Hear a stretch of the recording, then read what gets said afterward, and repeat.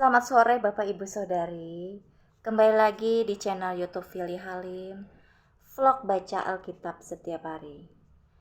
Sebelumnya saya minta maaf, saya ada beberapa hari ini tidak ada vlognya ya, karena dengan alasan ada beberapa hal yang membuat saya jadi tidak bisa untuk buat vlog baca Alkitab ini ya. Oke, Bapak Ibu Saudari, kita akan lanjutkan bacaan kita di 2 Raja-Raja. Kemarin kita terakhir baca di pasal 3 ya, 2 Raja-Raja pasal 3 selesainya ya. Kita akan lanjutkan pasal 4. Pasal 4 sampai 6 ya.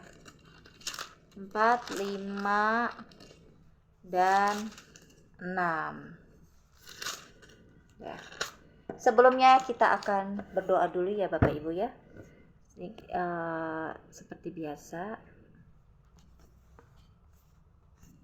kita berdoa yuk. Tuhan, terima kasih buat sore hari ini Tuhan, Kau memberikan kami kesempatan untuk membaca firman-Mu Tuhan. Walaupun kami hanya sebagian membaca firman-Mu Tuhan, kiranya Kau berkati kami Tuhan, agar kami menghidupi Tuhan, menjadi pelaku firman-Mu Tuhan di dalam hari-hari kami. Berikan kami Tuhan untuk terus semangat, antusias untuk terus intim sama Engkau Tuhan. Terima kasih Tuhan. Haleluya. Amin. Kita akan mulai bacaan kita di pasal 4. Minyak seorang janda di 2 Raja-Raja ya. Minyak seorang janda, salah seorang dari istri-istri para nabi mengadukan halnya kepada Elisa sambil berseru, "Hambamu suamiku sudah mati dan engkau ini tahu bahwa hambamu ini takut akan Tuhan. Tetapi sekarang penagih hutang sudah datang untuk mengambil kedua orang anakku menjadi budaknya." Jawab Elisa kepadanya, "Apakah yang dapat kuperbuat bagimu? Beritahukanlah kepadaku apa-apa yang kau punya di rumah." Berkatalah perempuan itu, "Hambamu ini tidak punya sesuatu apapun di rumah kecuali sebuah buli-buli berisi minyak." Lalu berkatalah Elisa, "Pergilah mintalah bejana-bejana dari luar, daripada segala tetanggamu, bejana-bejana kosong, tetapi jangan terlalu sedikit. Kemudian masuklah, tutuplah pintu sesudah engkau dan anak-anakmu masuk. Lalu tuanglah minyak itu ke dalam segala bejana. Mana yang penuh, angkatlah. Pergilah perempuan itu daripadanya. Ditutupnyalah pintu sesudah ia dan anak-anaknya masuk, dan anak-anaknya mendekatkan bejana-bejana kepadanya, sedang ia terus menuang. Ketika bejana-bejana itu sudah penuh, berkatalah perempuan itu kepada anaknya, "Dekatkanlah kepadaku sebuah bejana lagi." Tetapi jawabnya kepada ibunya, "Tidak ada lagi bejana." Lalu berhentilah minyak itu mengalir. Kemudian pergilah perempuan itu memberitahukannya kepada abdi Allah, dan orang ini berkata, "Pergilah, jualah minyak itu. Bayarlah hutangmu dan hiduplah dari lebihmu, engkau serta anak-anakmu." Perempuan Sunem dengan anaknya. Pada suatu hari, Elisa pergi ke Sunem. Di sana tinggal seorang perempuan kaya yang mengundang dia makan.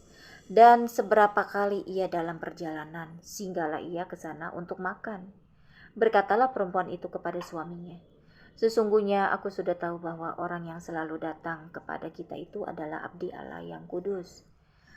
Baiklah kita membuat sebuah kamar atas yang kecil yang berdinding batu, dan baiklah kita menaruh di sana baginya sebuah tempat tidur, sebuah meja, sebuah kursi, dan sebuah kandil. Maka apabila ia datang kepada kita, ia boleh masuk ke sana." Pada suatu hari datanglah ia ke sana, lalu masuklah ia ke kamar atas itu dan tidur di situ. Kemudian berkatalah ia kepada Gehazi bujangnya, "Panggillah perempuan Sunem itu." Lalu dipanggilnyalah perempuan itu, dan dia berdiri di depan Gehazi. Elisa telah berkata kepada Gehazi, "Cobalah katakan kepadanya, sesungguhnya engkau telah sangat bersusah-susah seperti ini untuk kami. Apakah yang dapat kuperbuat bagimu? Adakah yang dapat kubicarakan tentang engkau kepada raja atau kepala tentara?" Jawab perempuan itu, "Aku ini tinggal di tengah-tengah kaumku." Kemudian berkatalah Elisa, Apakah yang dapat kuperbuat baginya? Jawab Gehazi. Ah, ia tidak mempunyai anak dan suaminya sudah tua. Lalu berkatalah Elisa, panggillah dia. Dan sesudah dipanggilnya berdirilah perempuan itu di pintu. Berkatalah Elisa, pada waktu seperti itu juga, tahun depan engkau ini akan menggendong seorang anak laki-laki. Tetapi jawab perempuan itu, janganlah tuanku ya abdi Allah, janganlah berdosa kepada hambamu ini. Mengandunglah perempuan itu lalu melahirkan seorang anak laki-laki pada waktu seperti itu juga pada tahun berikutnya, seperti yang dikatakan Elisa kepadanya. Setelah anak itu menjadi besar, pada suatu hari, keluarlah ia mendapatkan ayahnya di antara penyabit-penyabit gandum. Tiba-tiba menjeritlah ia kepada ayahnya, aduh kepalaku, kepalaku. Lalu kata ayahnya kepada seorang bujang, angkatlah dia dan bawa kepada ibunya. Diangkatnyalah dia, dibawanya pulang kepada ibunya. Duduklah dia di pangkuan ibunya sampai tengah hari. Tetapi sesudah itu matilah dia. Lalu naiklah perempuan itu, dibaringkannya lah dia di atas tempat tidur abdi Allah itu, ditutupnyalah pintu dan pergi, sehingga anak itu saja di dalam kamar. Sesudah itu ia memanggil suaminya serta berkata, suruh kepadaku salah seorang bujang dengan membawa seekor keledai betina. Aku mau pergi dengan segera kepada abdi Allah itu dan akan terus pulang. Berkatalah suaminya, mengapakah pada hari ini engkau hendak pergi kepadanya? Padahal sekarang bukan bulan baru dan bukan hari Sabat. Jawab perempuan itu, jangan khawatir. Dipelanainya lah keledai itu dan berkatalah ia kepada bujangnya, tuntunlah dan majulah, jangan tahan-tahan aku dalam perjalananku, kecuali apabila kukatakan kepadamu. Demikianlah perempuan itu berangkat dan pergi kepada abdi Allah di gunung Karmel. Segera sesudah abdi Allah melihat dia dari jauh, berkatalah ia kepada Gehazi, bujangnya, lihat perempuan Sunem itu datang. Maaf ya Bapak Ibu, kita akan lanjutkan lagi bacaan kita. Tadi ada sedikit halangan ya, ada gangguan ya. Kita akan lanjutkan lagi. Terakhir tadi, lihat perempuan Sunem itu datang. Ayat 26-nya. Larilah menyongsongnya dan katakanlah kepadanya, selamatkah engkau? Selamatkah suamimu? Selamatkah anak itu? Jawab perempuan itu, selamat. Dan sesudah ia sampai ke gunung itu, dipegangnyalah kaki abdi Allah itu, tetapi Gehazi mendekat hendak mengusir dia. Lalu berkatalah abdi Allah, biarkanlah dia, hatinya pedih. Tuhan menyembunyikan hal ini daripadaku, tidak memberitahunya kepadaku. Lalu berkatalah perempuan itu, adakah ku minta seorang anak laki-laki daripada tuanku? Bukankah telah kukatakan, jangan aku diberi harapan kosong? Maka berkatalah Elisa kepada Gehazi, ikatlah pinggangmu, bawalah tongkatku di tanganmu dan pergilah. Apabila engkau bertemu dengan seseorang, janganlah beri salam kepadanya. Dan apabila seseorang memberi salam kepadamu, janganlah balas dia. Kemudian taruhlah tongkatku ini di atas anak itu. Tetapi berkatalah ibu anak itu, demi Tuhan yang hidup dan demi hidupmu sendiri, sesungguhnya aku tidak akan meninggalkan engkau. Lalu bangunlah Elisa dan berjalan mengikuti perempuan itu. Adapun Gehazi telah berjalan mendahului mereka dan telah menaruh tongkat di atas anak itu. Tetapi tidak ada suara dan tidak ada tanda hidup. Lalu kembalilah ia menemui Elisa serta memberitahukan kepadanya, katanya, anak itu tidak bangun. Dan ketika Elisa masuk ke rumahnya, ternyata anak itu sudah mati dan terbaring di atas tempat tidurnya. Sesudah ia masuk, ditutupnyalah pintu sehingga ia sendiri dengan anak itu di dalam kamar. Kemudian berdoalah ia kepada Tuhan. Lalu ia membaringkan dirinya di atas anak itu dengan mulutnya di atas mulut anak itu dan matanya di atas mata anak itu, serta telapak tangannya di atas telapak tangan anak itu. Dan karena ia meniarap di atas anak itu, maka menjadi panaslah badan anak itu. Sesudah itu ia berdiri kembali dan berjalan dalam rumah itu sekali ke sana dan sekali ke sini. Kemudian meniara pula lah ia di atas anak itu. Maka bersinlah anak itu sampai 7 kali, lalu membuka matanya. Kemudian Elisa memanggil Gehazi dan berkata, "Panggillah perempuan Sunem itu." Dipanggilnyalah dia. Lalu datanglah ia kepadanya, maka berkatalah Elisa, "Angkatlah anakmu ini." Masuklah perempuan itu, lalu tersungkur di depan kaki Elisa dan sujud menyembah dengan mukanya sampai ke tanah. Kemudian diangkatnyalah anaknya, lalu keluar. Maut dalam kuali. Elisa kembali ke Gilgal pada waktu ada kelaparan di negeri itu. Dan ketika pada suatu kali rombongan nabi duduk di depannya, berkatalah ia kepada bujangnya, "Taruhlah kuali yang paling besar di atas api dan masaklah sesuatu makanan bagi rombongan nabi itu." Lalu keluarlah seorang dari mereka ke ladang untuk mengumpulkan sayur-sayuran. Ia menemui pohon sulur-suluran liar dan memetik daripadanya labu liar, serangkul penuh dalam jubahnya. Sesudah ia pulang, teruslah ia mengiris-ngirisnya ke dalam kuali masakan tadi, sebab mereka tidak mengenalnya. Kemudian dicedoklah dari masakan tadi bagi orang-orang itu untuk dimakan, dan segera sesudah mereka memakannya, berteriaklah mereka serta berkata, "Maut ada dalam kuali itu, hai abdi Allah." Dan tidak tahan mereka memakannya. Tetapi berkatalah Elisa, "Ambillah tepung." Dilemparkannya lah itu ke dalam kuali serta berkata, "Cedoklah sekarang bagi orang-orang ini, supaya mereka makan. Maka tidak ada lagi sesuatu bahaya dalam kuali itu." Memberi makan 100 orang. Datanglah seorang dari Baal Salisa dengan membawa bagi abdi Allah roti hulu hasil, yaitu 20 roti jelai serta gandum baru dalam sebuah kantong. Lalu berkatalah Elisa, berilah itu kepada orang-orang ini, supaya mereka makan." Tetapi pelayannya itu berkata, "Bagaimanakah aku dapat menghidangkan ini di depan 100 orang?" Jawabnya, "Berikanlah kepada orang-orang itu, supaya mereka makan. Sebab beginilah firman Tuhan, orang akan makan, bahkan akan ada sisanya." Lalu dihidangkannya lah di depan mereka, maka makanlah mereka dan ada sisanya, sesuai dengan firman Tuhan. Pasal 5, Naaman disembuhkan. Naaman panglima Raja Aram adalah seorang terpandang di hadapan tuannya dan sangat disayangi, sebab oleh dia Tuhan telah memberikan kemenangan kepada orang Aram. Tetapi orang itu seorang pahlawan tentara sakit kusta. Orang Aram pernah keluar bergerombolan dan membawa tertawan seorang anak perempuan dari negeri Israel. Ia menjadi pelayan pada istri Naaman. Berkatalah gadis itu kepada nyonyanya, "Sekiranya tuanku menghadap nabi yang di Samaria itu, maka tentulah nabi itu akan menyembuhkan dia dari penyakitnya." Lalu pergilah Naaman memberitahukan kepada tuannya, katanya, "Begini-beginilah dikatakan oleh gadis yang dari negeri Israel itu." Maka jawab Raja Aram, "Baik, pergilah, dan aku akan mengirim surat kepada Raja Israel." Lalu pergilah Naaman dan membawa sebagai persembahan 10 talenta perak dan 6.000 sikal emas dan 10 potong pakaian.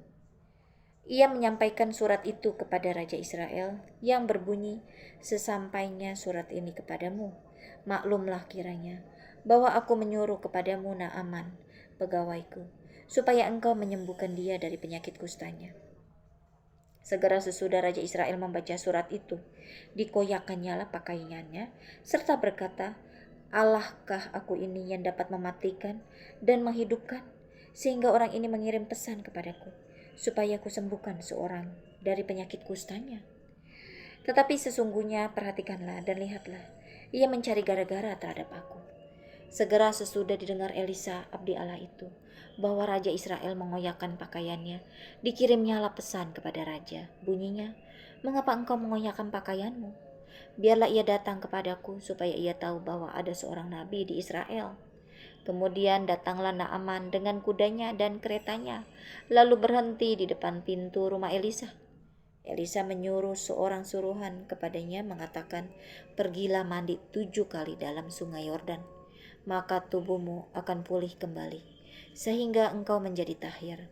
Tetapi pergilah Naaman dengan gusar sambil berkata, aku sangka bahwa setidak-tidaknya ia datang keluar dan berdiri memanggil nama Tuhan Allahnya, lalu menggerak-gerakkan tangannya di atas tempat penyakit itu, dan dengan demikian menyembuhkan penyakit kustaku.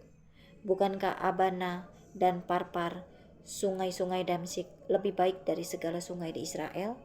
Bukankah aku dapat mandi di sana dan menjadi tahir? Kemudian berpalinglah ia dan pergi dengan panas hati. Tetapi pegawai-pegawainya datang mendekat serta berkata kepadanya, Bapak, seandainya Nabi itu menyuruh perkara yang sukar kepadamu, bukankah Bapak akan melakukannya? Apalagi sekarang ia hanya berkata kepadamu, mandilah dan engkau akan menjadi tahir. Maka turunlah ia membenamkan dirinya 7 kali dalam sungai Yordan, sesuai dengan perkataan abdi Allah itu. Lalu pulihlah tubuhnya kembali, seperti tubuh seorang anak, dan ia menjadi tahir. Kemudian kembalilah ia dengan seluruh pasukannya kepada abdi Allah itu. Setelah sampai, tampillah ia ke depan Elisa dan berkata, sekarang aku tahu bahwa di seluruh bumi tidak ada Allah kecuali di Israel. Karena itu terimalah kiranya suatu pemberian dari hambamu ini. Tetapi Elisa menjawab, demi Tuhan yang hidup, yang di hadapannya aku menjadi pelayan, sesungguhnya aku tidak akan menerima apa-apa. Dan walaupun Naaman mendesaknya supaya menerima sesuatu, ia tetap menolak. Akhirnya berkatalah Naaman, jikalau demikian, biarlah diberikan kepada hambamu ini tanah sebanyak muatan sepasang bagal, sebab hambamu ini tidak lagi akan mempersembahkan korban bakaran atau korban sembelihan kepada Allah lain kecuali kepada Tuhan. Dan kiranya Tuhan mengampuni hambamu ini dalam perkara yang berikut. Apabila tuanku masuk ke kuil Rimon untuk sujud menyembah di sana, dan aku menjadi pengapitnya, sehingga aku harus ikut sujud menyembah dalam kuil Rimon itu, kiranya Tuhan mengampuni hambamu ini dalam hal itu. Maka berkatalah Elisa kepadanya, pergilah dengan selamat. Setelah Naaman berjalan tidak berapa jauh daripadanya, berpikirlah Gehazi, bujang Elisa abdi Allah, sesungguhnya tuanku terlalu menyegani Naaman orang Aram ini dengan tidak menerima persembahan yang dibawanya. Demi Tuhan yang hidup, sesungguhnya aku akan berlari mengejar dia dan akan menerima sesuatu daripadanya. Lalu Gehazi mengejar Naaman dari belakang. Ketika Naaman melihat ada orang berlari-lari mengejarnya, turunlah ia dengan segera dari atas kereta untuk mendapatkan dia dan berkata, selamat. Jawabnya, selamat. Tuanku Elisa menyuruh aku mengatakan, baru saja datang kepadaku 2 orang muda dari pegunungan Efraim, dari antara rombongan Nabi. Baiklah, berikan kepada mereka setalenta perak dan 2 potong pakaian. Naaman berkata, silakan, ambillah 2 talenta.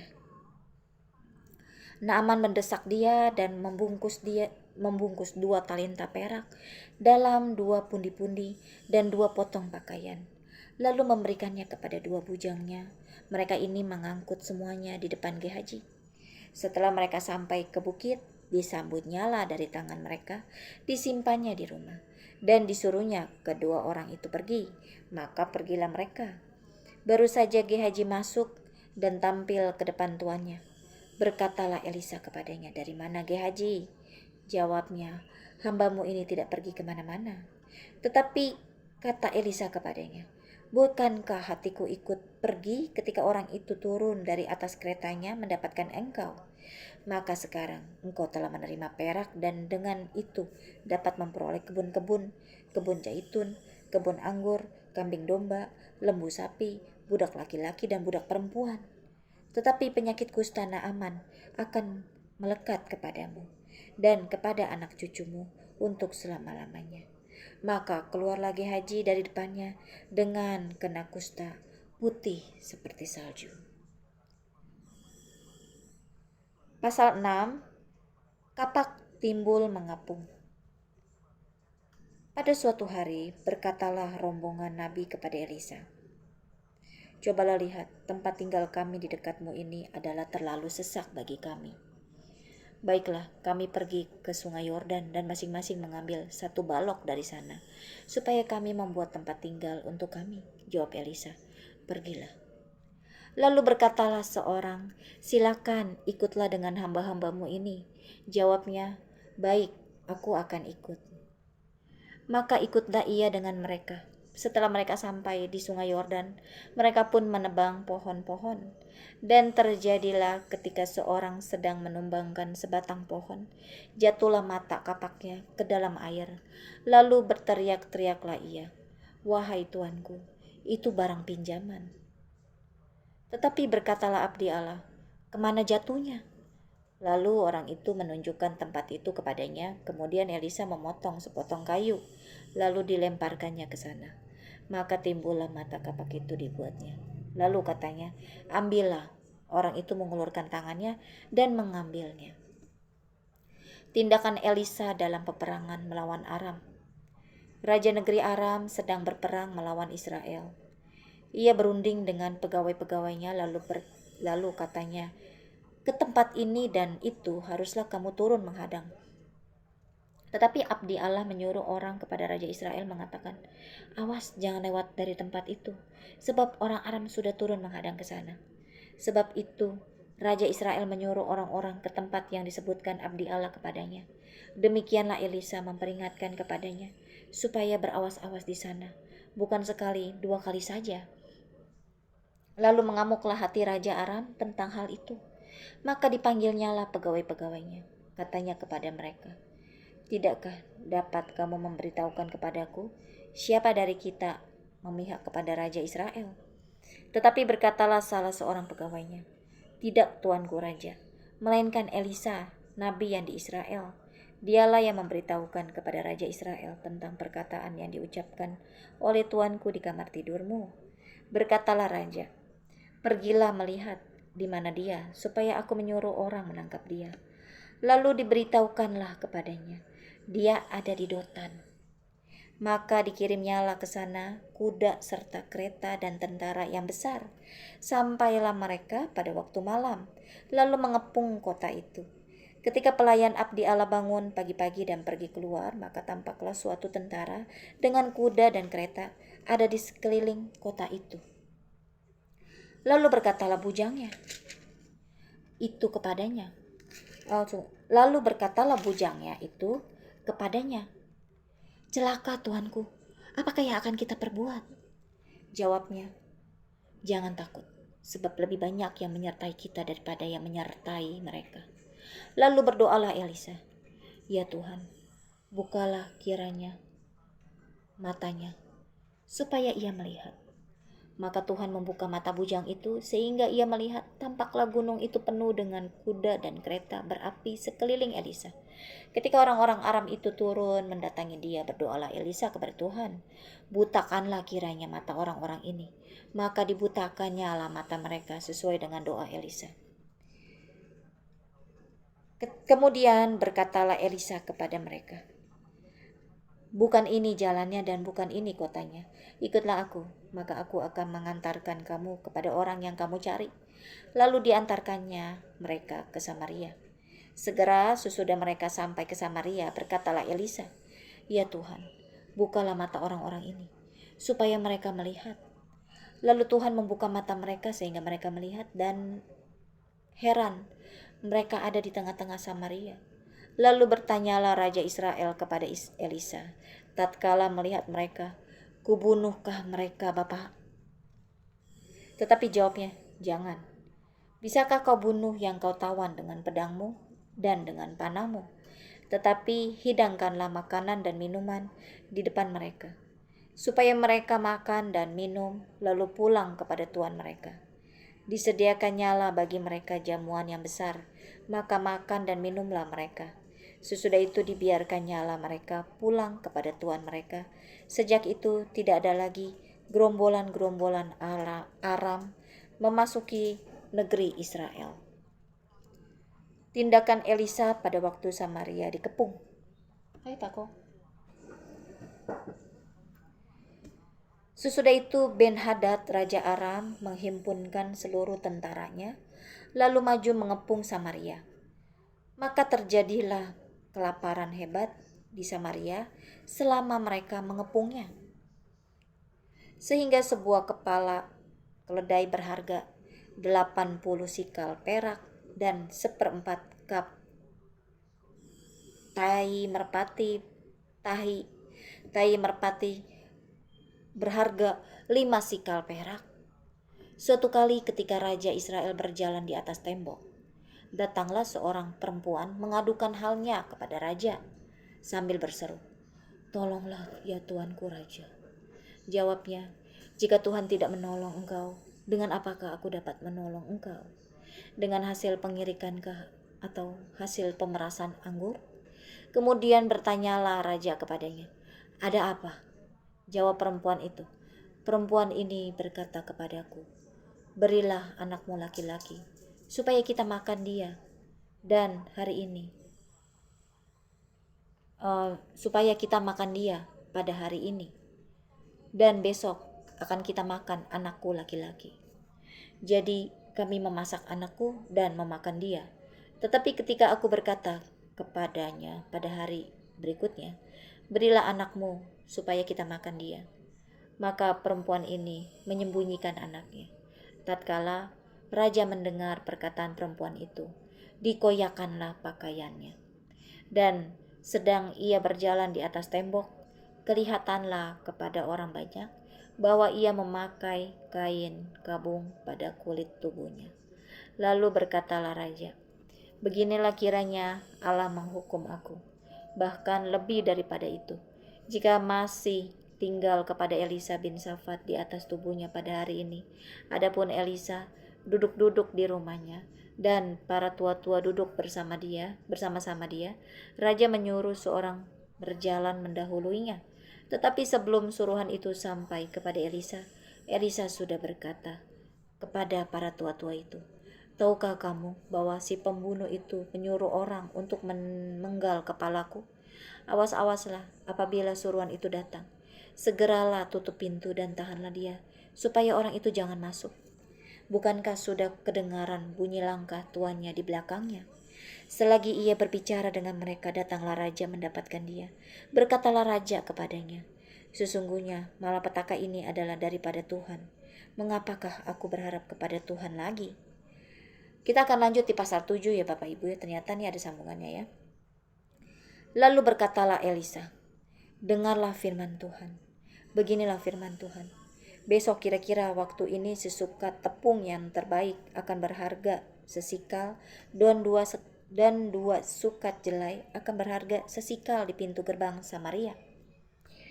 Tetapi perwira yang menjadi ajudan raja, menjadi abdi Allah, katanya, "Sekalipun Tuhan membuat tingkap-tingkap di langit, masakan hal itu mungkin terjadi?" Jawab abdi Allah, "Sesungguhnya engkau akan melihatnya dengan matamu sendiri, tetapi tidak akan makan apa-apa daripadanya." 4 orang yang sakit kusta ada di depan pintu gerbang. Berkatalah yang seorang kepada yang lain, "Mengapakah kita duduk-duduk di sini sampai mati? Jika kita berkata, 'Baiklah kita masuk ke kota,' padahal dalam kota ada kelaparan, kita akan mati di sana. Dan jika kita tinggal di sini, kita akan mati juga. Jadi sekarang marilah kita menyeberang ke perkemahan tentara Aram. Jika mereka membiarkan kita hidup, kita akan hidup. Dan jika mereka mematikan kita, kita akan mati." Lalu pada waktu senja bangkitlah mereka masuk ke tempat perkemahan orang Aram. Tetapi ketika mereka sampai ke pinggir tempat perkemahan orang Aram itu, tampaklah tidak ada orang di sana. Sebab Tuhan telah membuat tentara Aram itu mendengar bunyi kereta, bunyi kuda, bunyi tentara yang besar, sehingga berkatalah yang seorang kepada yang lain, "Sesungguhnya Raja Israel telah mengupah raja-raja orang Het dan raja-raja orang Misraim melawan kita, supaya mereka menyerang kita. Karena itu bangkitlah mereka melarikan diri pada waktu senja dengan meninggalkan kemah dan kuda dan keledai mereka serta tempat perkemahan itu dengan begitu saja. Mereka melarikan diri menyelamatkan nyawanya. Ketika orang-orang yang sakit kusta itu sampai ke pinggir tempat perkemahan, masuklah mereka ke dalam sebuah kemah, lalu makan dan minum. Sesudah itu mereka mengangkut dari sana emas dan perak dan pakaian. Kemudian pergilah mereka menyembunyikannya. Lalu datanglah mereka kembali, masuk ke dalam kemah yang lain dan mengangkut juga barang-barang dari sana. Kemudian pergilah mereka menyembunyikannya. Lalu berkatalah yang seorang kepada yang lain, tidak patut yang kita lakukan ini. Hari ini ialah hari kabar baik, tetapi kita ini tinggal diam saja. Apabila kita menanti sampai terang pagi, maka hukuman akan menimpa kita.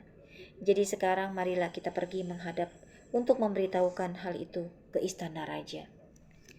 Mereka pergi lalu berseru kepada penunggu pintu gerbang kota dan menceritakan kepada orang-orang itu, katanya, kami sudah masuk ke tempat perkemahan orang Aram dan ternyata tidak ada orang di sana dan tidak ada suara manusia kedengaran, hanya ada kuda dan keledai tertambat dan kemah-kemah ditinggalkan dengan begitu saja. Para penunggu pintu gerbang menyerukan dan memberitahukan hal itu ke istana raja. Sekalipun masih malam, raja bangun juga, lalu berkata kepada para pegawainya, baiklah, kuterangkan kepadamu apa maksud orang Aram itu terhadap kita. Mereka tahu bahwa kita ini menderita kelaparan. Sebab itu mereka keluar dari tempat perkemahan untuk menyembunyikan diri di padang, sambil berpikir apabila orang Israel keluar dari dalam kota, kita akan menangkap mereka hidup-hidup. Kemudian kita masuk ke dalam kota. Lalu salah seorang pegawainya menjawab, baiklah, kita ambil 5 ekor dari kuda yang masih tinggal di dalam kota ini. Tentulah keadaannya seperti seluruh kalayak ramai Israel yang sudah habis mati itu. Biarlah kita suruh saja orang pergi, supaya kita lihat. Sesudah itu mereka mengambil 2 kereta kuda. Kemudian raja menyuruh mereka menyusul tentara Aram sambil berkata, pergilah melihatnya. Lalu pergilah mereka menyusul orang-orang itu sampai ke sungai Yordan. Dan tampaklah seluruh jalan itu penuh dengan pakaian dan perkakas yang dilemparkan oleh orang Aram pada waktu mereka lari terburu-buru. Kemudian pulanglah suruhan-suruhan itu dan menceritakan hal itu kepada raja. Maka keluarlah penduduk kota itu menjara tempat perkemahan orang Aram. Karena itu sesukat tepung yang terbaik berharga sesikal dan 2 sukat jelai berharga sesikal, sesuai dengan firman Tuhan. Adapun raja telah menempatkan perwira yang menjadi ajudannya itu mengawasi pintu gerbang, tetapi rakyat menginjak-injak dia di pintu gerbang. Lalu ia mati sesuai dengan perkataan abdi Allah yang mengatakannya pada waktu raja datang mendapatkan dia. Dan terjadi juga seperti yang dikatakan abdi Allah itu kepada raja, 2 sukat jelai akan berharga sesikal dan sesukat tepung yang terbaik akan berharga sesikal. Besok kira-kira waktu ini di pintu gerbang Samaria. Pada waktu itu si perwira menjawab abdi Allah itu, sekalipun Tuhan membuat tingkap-tingkap di langit, masakan hal itu mungkin terjadi? Tetapi Elisa berkata, sesungguhnya engkau akan melihatnya dengan matamu sendiri, tetapi tidak akan makan apa-apa daripadanya. Demikianlah terjadi kepada orang itu. Rakyat menginjak-injak dia di pintu gerbang, lalu matilah dia. Amin ya. Bapak Ibu, kita sudah selesai. Besok kita akan lanjutkan pasal 8 ya.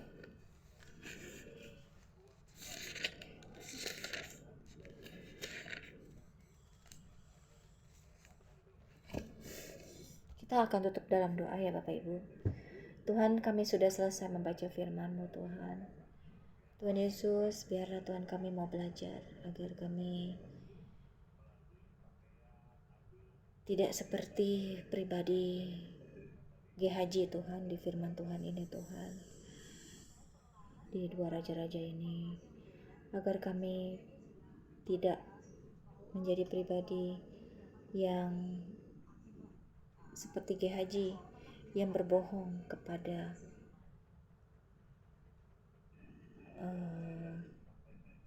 Elisa ketika ia ditanya Elisa tetapi ia tidak berkata jujur.